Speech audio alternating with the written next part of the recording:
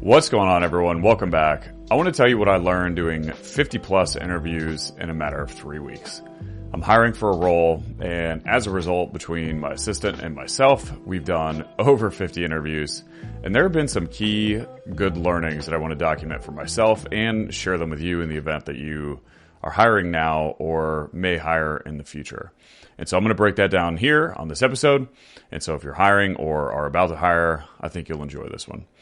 Who am I? My name is Ryan Rice. I'm a full-time real estate investor. I had a background in leading large teams and hiring many people in my previous world.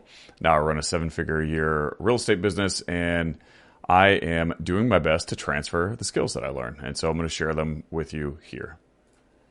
Learning 1. Train someone to screen your resumes. If you have someone like an assistant or maybe an admin in your business or anyone else for that matter, and you're a business owner and you're trying to figure out how you can get everything in your business done and hire, then train them to screen your resumes.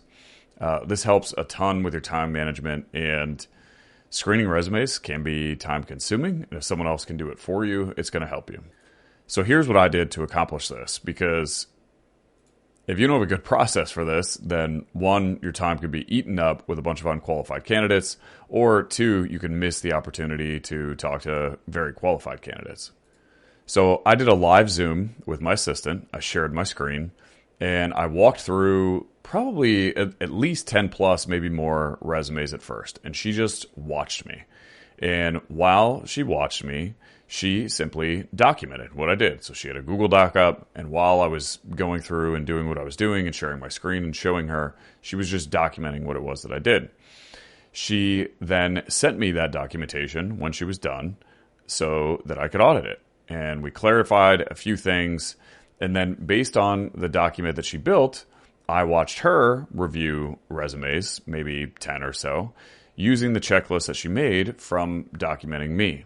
Once she did this consistently, I said, all right, you are ready to roll. And that process worked really well. The following 100 plus resumes that she reviewed, she did them all on her own, and she did it relatively quickly.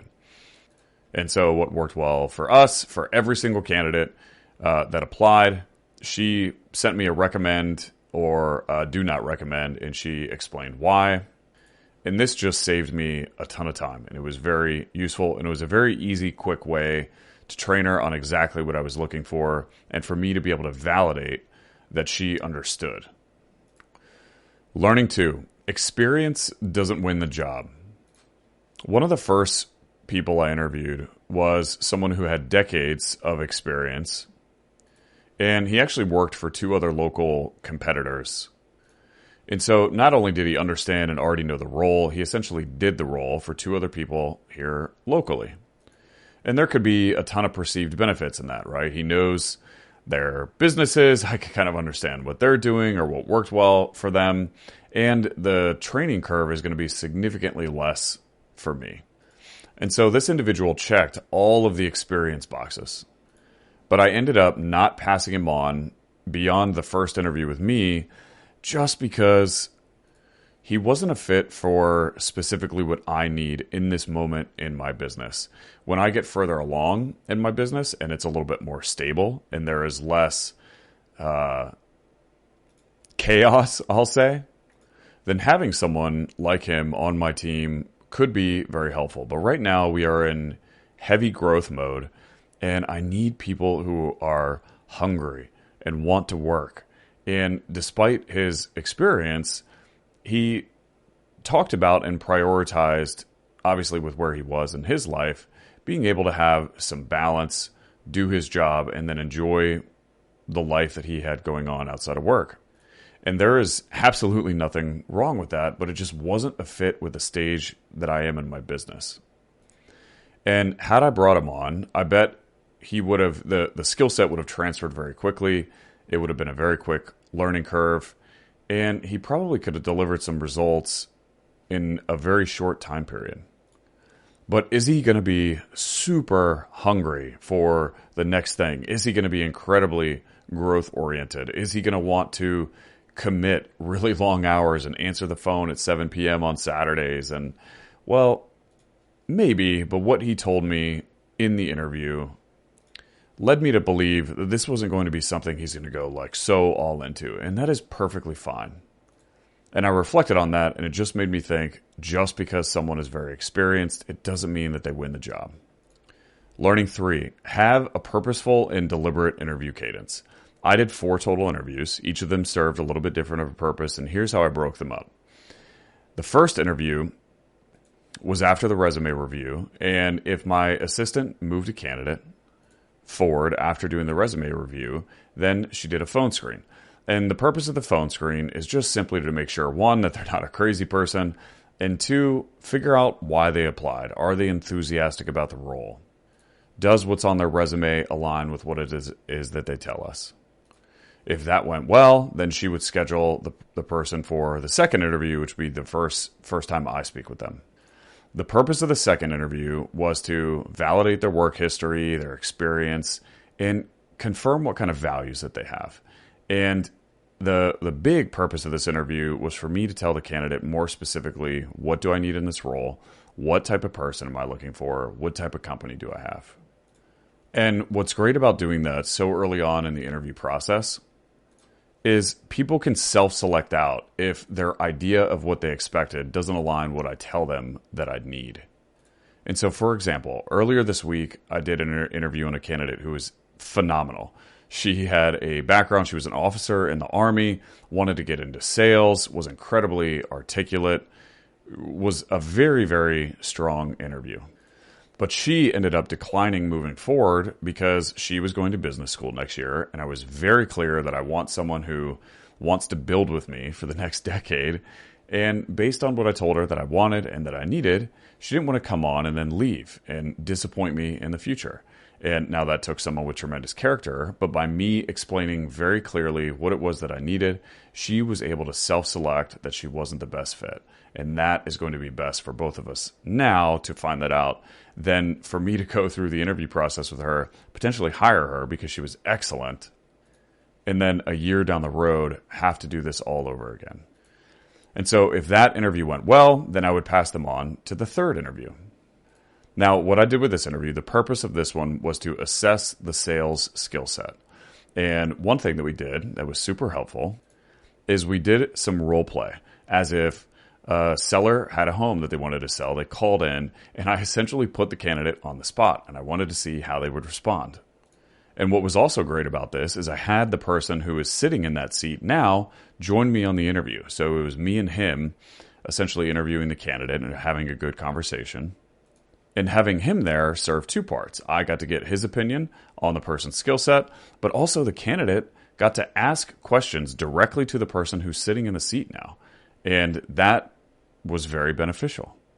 But after we did the first role play, then what I would do is I gave feedback to the candidate and I picked 1 or 2 things that I wanted them to change. And then we did another role play and I would change the scenario slightly. But in the second role play, I simply wanted to assess their ability to be coached. The 2 things that I gave them direction on, were they able to do the role play in an effective manner, but change their behavior slightly based on the direction that I gave them.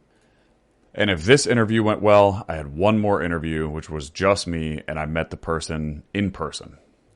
And the main point about this interview was to ensure that it was a value match. At this point, I assumed that their skills, their experience was all there. I wanted to protect my culture at all costs.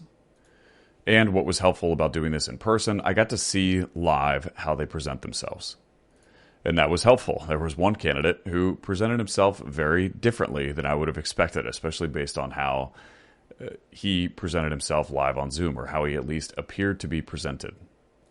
And what do I mean by that? For example, there was one candidate I interviewed. Every time I interviewed, collared shirt, looked great. Showed up to the in-person interview in like Lululemon joggers and tennis shoes and the collared shirt. And so the in-person connection on the final interview was helpful. And again, the whole point was to assess a core value match. And so essentially what I did is I took my 3 core values and I designed questions and I asked myself, what would I have to ask the individual that would tell me whether or not they have the core values of the company? And then we would have good discussion from there. The 4th learning, be brutally transparent with what it is that you're looking for. out of all of the interviews I just went through, the 4 interviews that I just detailed on, the one interview and the thing that I think I found the most valuable was simply being crystal clear on what it was that I needed in the role, what type of person I was looking for, and what type of company that I had. And this was great because sometimes what would happen is people would tell me all about them and they would tell me about what they wanted. And then I would tell them what I was looking for. And it was clear that there was not alignment. And it's funny watching their faces as I tell them what it is that I'm looking for. And it is the complete opposite of what they just got done describing.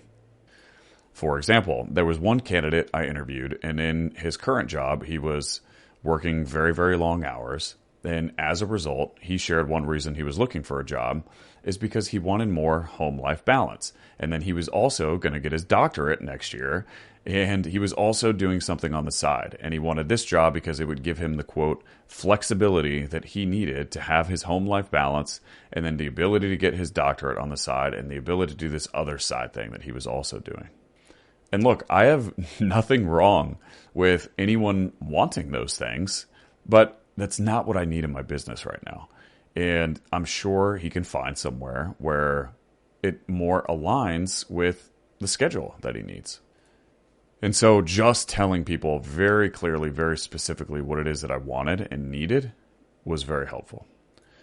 The 5th learning: tell your candidates all of your controversial beliefs, or at least some of the most important ones. I actually found this really helpful because I am essentially communicating early in the relationship what things might be controversial. And that way, if they find them out later, then, they're not going to be like, oh, well, I wish I knew that earlier. And so, for example, one thing that I told every single candidate, and I said, hey, I have a controversial belief, and I think it's important you know this up front. I said, I don't really believe in the term work-life balance. And if you're listening and you're curious, what I told them is, and here's why, I don't believe that Kobe Bryant had work-life balance. He worked all the time, but he chose to work all the time because that's what he wanted to do. And for me, I am obsessed and I love business. I love business more than real estate. And I love business so much that it's what I do all of the time. And I am looking for someone who also loves what it is that they do so much that they enjoy doing it and that they want to do it. And as a result, they want to work. And that was really helpful, telling someone that up front, because if someone just got done telling me that they wanted work-life balance, and then I told them that controversial belief, well, their facial expressions very clearly showed that, okay, maybe this isn't the best fit, and it would help them self-select. But what was also great, and I think this is what's special about communicating your controversial beliefs up front, there were several candidates, and these are the candidates that were moving forward in the process. But when I was done talking, they were like, honestly, number one, that doesn't scare me. Number two, that actually makes me more excited about this role because I love that. And that's amazing for me, right? I would much rather find that out up front. And it's great because we can just have that match. And I can make sure that whoever's coming in, they're coming in because they love the idea of doing what it is that this role is. And I just found that super valuable.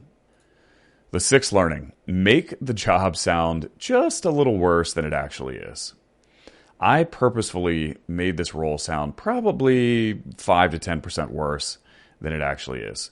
And I did that because I would rather underpromise and overdeliver as opposed to paint this amazing picture. They get in the role and they're like, wow, this isn't nearly as amazing as he described. What I did instead is I told them all of the shit that was part of the job, and maybe I made it sound a little worse than it actually is, but that way when they get on board, if I can exceed their expectations of what they're going to experience in the role, I think that drastically increases the likelihood that they stay on and that they're happy. The 7th learning: protect your calendar. If you're a business owner and you have very few people on your team and you're growing, your time is extremely important and it's your most valuable asset. What I did that worked really well is I would block just a day of interviews, and I would give my assistant, the person who was scheduling the interviews, direction to book them back to back to back with 15-minute interviews. And why this was helpful is if I just gave her direction to, hey, just put them in any empty spot on my calendar would have had random calls, random interviews on random days, and I would have been able to get nothing else done. But because I blocked them all on an interview day, then I could have my normal days, I could do what I needed to do, and I had control over my calendar. And another thing that was beneficial about doing this is I got to see who was willing to move around their calendar to interview. And if someone was less flexible and more stringent on when they're available to interview, it communicated to me that maybe they weren't as serious, or maybe they didn't desire to want the job as much as someone who was like, okay, yeah, I have this thing, but don't worry, I'll move it around.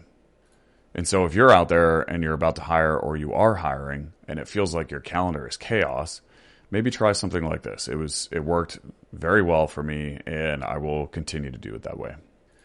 Learning 8, advertise on the right platform. We put our job description out on LinkedIn and Indeed. And what we learned is, number one, LinkedIn is very expensive, and it attracted fewer poorer of a fit candidates. And so we ended up actually shutting off LinkedIn after a couple of weeks, and we spent probably twice as much as we spent on Indeed. And this role is an entry-level sales role. And so I think what I've learned is LinkedIn is probably a place where maybe if I'm hiring for some sort of leadership or director level role, LinkedIn probably got some phenomenal candidates. If I'm hiring for an entry level or a sales role, or something that is an individual contributor or not necessarily a leader, then maybe Indeed has a wider pool of candidates. But Indeed delivered us a tremendous amount of volume, and because we responded to each application kind of quickly, how Indeed charges is based on how long they sit in your queue. We responded quickly, and we got a lot of volume with a very affordable price. Learning 9, respond to candidates with speed. One of my core values in my business is speed is king. And we operated like this when people would apply. If someone would apply, we would aim to review their resume as quickly as possible and communicate back with them. And so internally, for example, in the business, when a lead comes in, someone wants to sell their house, we aim to hit them within 60 seconds. Because the sooner we contact that lead, the higher of a probability we have at the deal. Well, I kind of framed it the same way for an internal candidate. If someone is applying for a job and they're good, we have a higher likelihood of hiring the good person if we respond very quickly. And so we adopted the same mentality that we have for leads that we did for candidates, and I think it worked out really well. Learning 10, invest time in preparation. The more prepared you are for these interviews, the higher the likelihood you have to ask the right questions, which increases the probability that you bring in the right person. So for example, before I did the 4th and final interview in person, I would spend however long it took to pull up the 2 recordings of the 2 previous interviews, and I watched them. And based on those recordings, I would make myself little notes. I would say, oh, he or she said that. Oh, there was this thing. Ooh, I really want to dig into that. And then the 4th interview, I did have a guide that I followed, and I generally had questions that I wanted to get answered to evaluate their core values.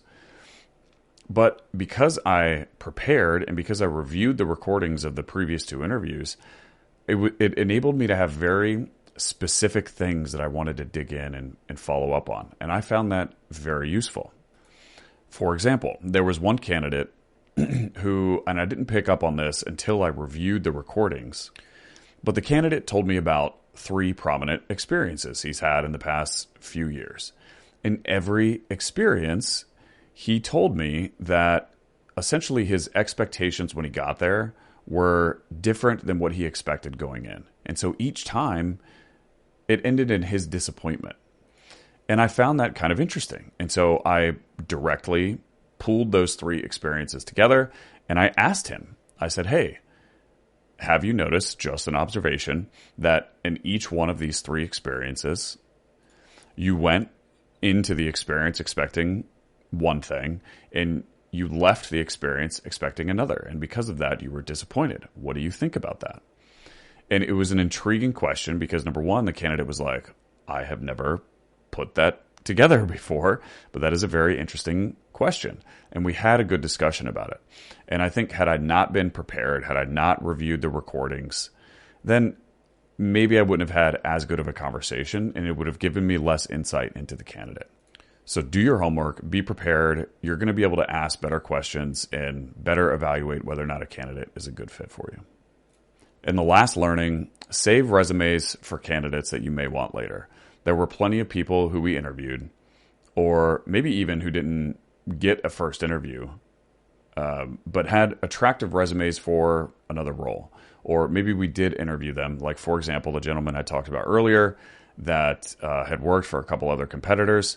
We're tabling his interview. And if he is potentially interested in the future and it's right for my business at the time, then maybe we can reach out to him. And we have a whole folder now in our drive of people that may either be fit for another role, like customer fulfillment, transaction coordinator, whatever the case may be, or people who we interviewed that we are interested in talking to in the future. And so I thought, since it was fresh and since we just did such a high volume of interviews, I would kind of document these learnings and share them with you in the event that they might be helpful. So if that was helpful, if you know a business owner who's very early on and they're hiring and you think this would help them, send it to them.